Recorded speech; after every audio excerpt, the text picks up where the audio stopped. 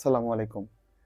ব্যর্থতাকে যেন নিজেদের রুটি-রুজিতে পরিণত করেছে বর্তমান সরকার। দিন, দিন ব্যর্থতার চরমে চলে যাচ্ছে আমাদের অতি আশা নিয়ে যে ডক্টর ইউনূসের নেতৃত্বাধীন সরকার এসেছিল তাদের কার্যক্রমগুলো। গতকাল গাজীপুরে একটা ঘটনা ঘটে যায়।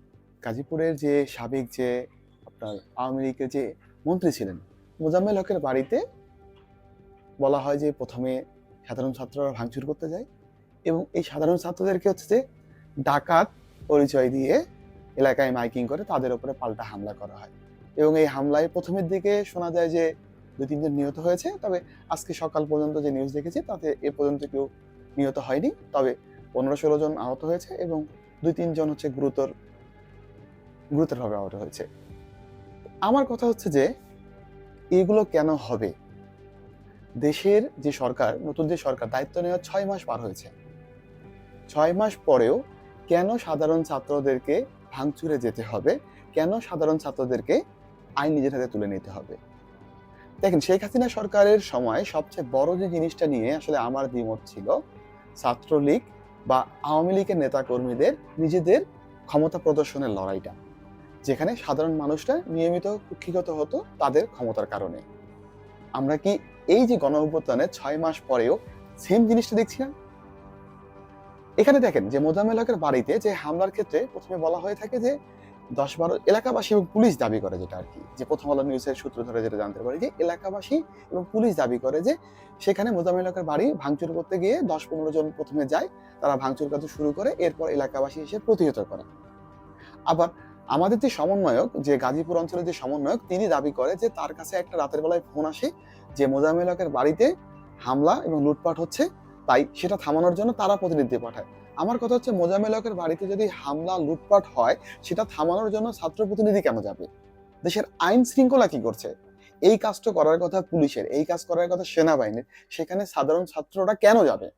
বা বৈষম্য বিরোধী ছাত্র আন্দোলনের কাছে কি এই অথরিটিটা বা এই পাওয়ারটা দিয়ে দেওয়া হয়েছে যে দেশের আইন শৃঙ্খলা তাদেরকেই কন্ট্রোল করতে হবে? আপনারা মব জিনিসটাকে অনেকে মব নিয়ে যখন আমরা কথা বলি তখন আসলে আমি একটা ছোট ভিডিও ক্রিয়েটর। আমি যখন কথা বলি তখন আমাকে ট্যাগ পেতে হয় যে আমি সুশীল। আমি ছাত্রলীগের দোসর, আমি আওয়ামী লীগের দোসর। ব্যাপারটা তেমন না। ব্যাপারটা হচ্ছে যে আপনি দেখেন যে দেশের তো একটা আইন ব্যবস্থা রয়েছে। আওয়ামী লীগ যে অন্যায় করেছে, যে অত্যাচার করেছে, সেই অন্যায় অত্যাচারের জন্য তাদের আজকে রাষ্ট্রীয় কাঠামো অনুযায়ী বিচার করে। তাদের বিচারের দায়িত্বটা আসলে সাধারণ ছাত্ররা বা জনতার হাতে তুলে দিবেন না বা নিতে বাধ্য করবেন না। কারণ আপনি যখন দেখবেন যে আসলে সমাজে যদি আপনার ১০ টা ভালো মানুষ থাকে এবং একটা যদি খারাপ মানুষ থাকে, এই খারাপ মানুষটার কাছে কিন্তু ১০ টা ভালো মানুষ খুব সহজে পার পায় না। এই খারাপ মানুষটা যেভাবে তার হামলা বা আক্রমণ করতে পারে, এই ১০ টা ভালো মানুষ কিন্তু সেটা পারবে না। ধরে নিলাম যে আওয়ামী লীগ সমাজের ওই একটা খারাপ মানুষ। আর আমরা ছাত্র জনতা বাকি ১০ জনই ভালো মানুষ। কিন্তু তারপরেও কিন্তু আইনের শাসন ছাড়া শুধুমাত্র এই ১০ টা ভালো মানুষের পক্ষে একটা খারাপ মানুষের হামলা প্রতিহত করা সম্ভব নয়। সরকার দায়িত্ব নেওয়ার ৬ মাস অতিক্রান্ত হয়ে গিয়েছে। এরপরও কেন আমাদের দেশে ভাঙচুর হবে? কেন আমাদের দেশে মব জাস্টিস হবে? এসব যদি চলতেই থাকে তাহলে এই সরকার এবং আমাদের পূর্ববর্তী যে সরকার ছিল তার মধ্যে পার্থক্য কোথায়? নতুন বাংলাদেশ বিনির্মাণের স্বপ্ন আমরা দেখি। এই স্বপ্ন কি এভাবে পূরণ হবে? ডক্টর ইউনূসের নেতৃত্বাধীন আমাদের স্বরাষ্ট্র উপদেষ্টা রয়েছেন। উনি দায়িত্ব পালন করতে না পারেন, ওনাকে দায়িত্ব ছেড়ে দিতে বলেন। আমাদের সেনাবাহিনীকে ম্যাজিস্ট্রেটি পাওয়ার দেওয়া হয়েছে। তারা কি করছে? বাংলাদেশের মানুষের মনে হয় সবচেয়ে বেশি যে আস্থা বা ভরসার জায়গাটা হচ্ছে সেনাবাহিনীর প্রতি। কিন্তু সেনাবাহিনী এই ক্ষেত্রে পুরোপুরি ব্যর্থ। আজ এই যে মব আমাদের শুরু হচ্ছে, এর বাসা পুড়িয়ে দেওয়া হচ্ছে, ওর বাসা পুড়িয়ে দেওয়া হচ্ছে। আল্লাহ না করুক ক্ষমতার পালাবদল তো আরো ১০-২০ বছর পর হতেও পারে। তখন কি সেম সেম জিনিসটাই আমরা রিপিট দেখব না? যে আজকে যে ছাত্র সমন্বয়ক বা আপনি অন্যান্য যে রাজনৈতিক দলগুলো আছে বা ছাত্র প্রতিনিধি যারা এই ভাঙচুরগুলো করছে, তাদের কাছে কি আপনার এই জিনিসটা দ্বিগুণ হিসেবে ফিরে আসতে পারে না? দেশের আইনকে আমরা শ্রদ্ধা করি, আমরা আইনকে বিশ্বাস করি। দেশে যে হামলা, অরাজকতাগুলো হচ্ছে এগুলো অতি দ্রুত বন্ধ করতে হবে। সরকারিভাবে বিচার ব্যবস্থাকে আমাদের স্বচ্ছতা নিয়ে আসতে হবে। হ্যাঁ, আমি মানছি যে আওয়ামী লীগ সরকারের আমলে যেসব মন্ত্রী এমপিরা বাড়ি করেছে এগুলো তারা ঘুষের বা দুর্নীতির টাকায় করেছে।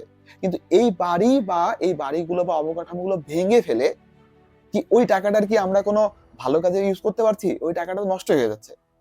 তো আমরা যদি ধরেন যে সরকারিভাবে আমরা যদি ডিটেক্ট করি যে না অমুক নেতা, অমুক আওয়ামী লীগের মন্ত্রী বা এমপি তিনি ২০০ কোটি টাকা দুর্নীতি করে বা ২০০ কোটি টাকা তিনি চুরি করে একটা বাড়ি করেছেন। তাহলে ওই বাড়িটা আমরা কেন রাষ্ট্রীয় মালিকানায় নিয়ে আসতে পারি না? তার সম্পদকে বাজেয়াপ্ত করে আমরা রাষ্ট্রীয় মালিকানায় নিয়ে আসি। তাতে তো দেশের সম্পদেই বাড়বে। অযথা এসব ভাঙ্গাভাঙ্গি করতে গেলে পাল্টা হামলারও শিকার হতে পারে। যার ফলটা কিন্তু আপনারা দেখতে পেরেছেন গাজীপুরে। কারণ বাংলাদেশ থেকে আপনি যতই বলেন যে আওয়ামী লীগের যারা আওয়ামী লীগকে ধারণ করে তারা এখনো বিশ্বাস করে যে শেখ হাসিনা কোনো ভুল করেনি এবং তারা শেখ হাসিনাকে রক্ষায় বা আওয়ামী লীগকে রক্ষার জন্য তারা তাদের যতটুকু সর্বোচ্চ শক্তি দেওয়া প্রয়োজন তারা সেভাবে নামবে। এবং আওয়ামী লীগের একটা যে বাহিনী রয়েছে যারা কিন্তু যথেষ্ট ট্রেন্ড, সাধারণ ছাত্র বা জনতা তাদের সাথে এই সব মুখোমুখি সংঘর্ষে গেলে শুধু লাশেই বাড়বে। সেটা আওয়ামী লীগের পক্ষেই হোক আর সাধারণ ছাত্র জনতার পক্ষেই হোক। লাশ নিয়ে আসলে আমরা আর দেখতে অভ্যস্ত না। আমরা চাই যে আইনটা যাতে যে সুপ্রতিষ্ঠিত হয়। সরকারকে এক্ষেত্রে তার যে প্রয়োজনীয় পদক্ষেপ নেওয়া উচিত। ডক্টর মোহাম্মদ ইউনূস কিছুদিন আগে তিনি বলেছিলেন আমাদের যে ৩ বাহিনীর যে প্রধান ছিল তাদের সাথে বসে বলেছিলেন যে আমাদের একটা বিশেষ কমান্ড সেন্টার গঠন করা হবে।